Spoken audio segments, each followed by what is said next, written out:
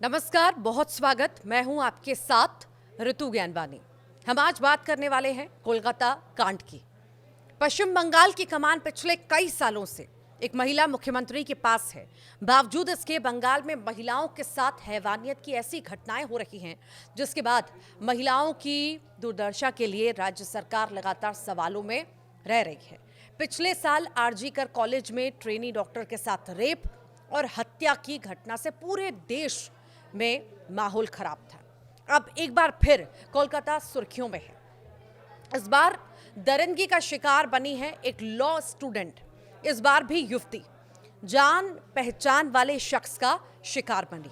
बताया जा रहा है कि युवती के साथ बुरी तरह से हैवानियत की गई।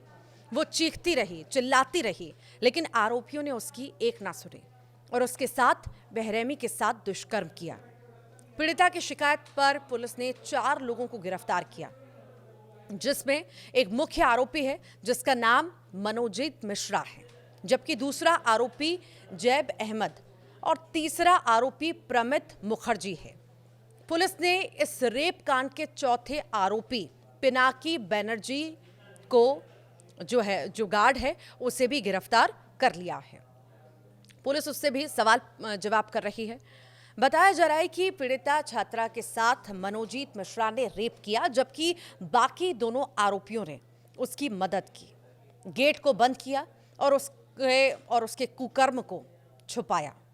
पुलिस के मुताबिक महिला के चेहरे और छाती पर जख्म के निशान हैं, यानी उसके साथ जबरदस्ती की गई थी। छात्रा ने कहा कि उसने बहुत मिन्नतें की, गिड़गिड़ाती रही, लेकिन आरोपियों ने उसकी एक ना सुनी। छात्रा का कहना है कि मैंने उनसे फरियाद की कि मैं ये नहीं कर सकती, मेरा एक प्रेमी है, लेकिन वो नहीं माने। उसे नाखूनों से नोचा और उसके 2 दोस्त कमरे के बाहर पहरेदारी करते रहे, जबकि गार्ड ने भी मदद नहीं की लड़की की। पुलिस ने इस केस की जांच अब तेज कर दी है। पहले 5 सदस्यीय टीम इस केस की जांच कर रही थी, लेकिन अब जांच टीम के सदस्यों की संख्या 9 कर दी गई है। पुलिस के पास इस केस से जुड़ी 7 घंटे की सीसीटीवी भी मिली है। पुलिस के मुताबिक सीसीटीवी में जो सबूत मिले हैं वो पीड़िता के बयान से मेल खाते हैं। पीड़िता ने बयान दिया था कि 25 जून की रात उसे कॉलेज से बाहर नहीं निकलने दिया गया था। ये बात पुलिस को मिली सीसीटीवी से क्लियर होती है। गैंगरेप का मुख्य आरोपी मनोजीत मिश्रा है, जो लॉ कॉलेज का पूर्व स्टूडेंट रह चुका है और अभी कॉलेज के कॉन्ट्रैक्ट पर काम भी करता था। कॉलेज की यूनियन का जनरल सेक्रेटरी भी रह चुका है। सीसीटीवी में पीड़ित छात्रा को गार्ड के कमरे में जबरदस्ती ले जाने की घटना भी कैद हुई है। इससे छात्रा की लिखित शिकायत में लगाए गए आरोपों की पुष्टि होती है। पीड़ित ने पुलिस से बताया कि उन्होंने कॉलेज के मेन गेट को बंद कर दिया था। गार्ड असहाय था और उसने मेरी मदद नहीं की। वे मुझे फिर से कमरे में ले गए। मैंने उनके पैर छुए, लेकिन उन्होंने मुझे जाने नहीं दिया। वे मुझे ज़बरदस्ती गार्ड रूम में ले गए और ज़बरदस्ती की।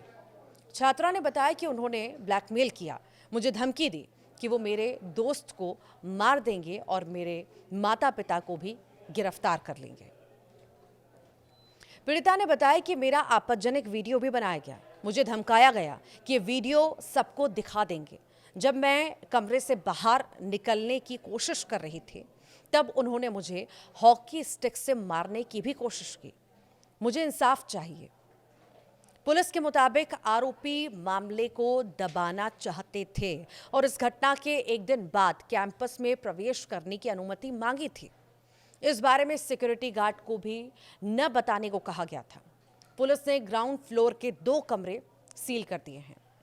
वाइस प्रिंसिपल ने गार्ड के ठीक से ड्यूटी न करने की भी बात कही है। मुख्य आरोपी मनोजीत मिश्रा को कुछ महीने पहले ही अस्थायी फैकल्टी मेंबर के तौर पर नियुक्त किया गया था। परमानेंट स्टाफ की कमी की वजह से हायरिंग की गई थी।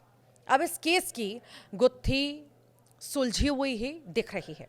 पीड़ित के बयान पर काफी कुछ बदल गया। अब सब कुछ साफ साफ दिख रहा है। लेकिन अब कोलकाता केस में सियासत भी कम नहीं है। टीएमसी हो या फिर बीजेपी, कोई भी कम नहीं है। खुद टीएमसी के नेता आपस में भिड़ गए हैं। कहीं सांसदों की आपसी बयानबाजी हो रही है तो कहीं कैंडल मार्च। सियासत चरम पर है। देखना है महिला मुख्यमंत्री के राज्य में बेटियों को इंसाफ मिल पाता है या नहीं।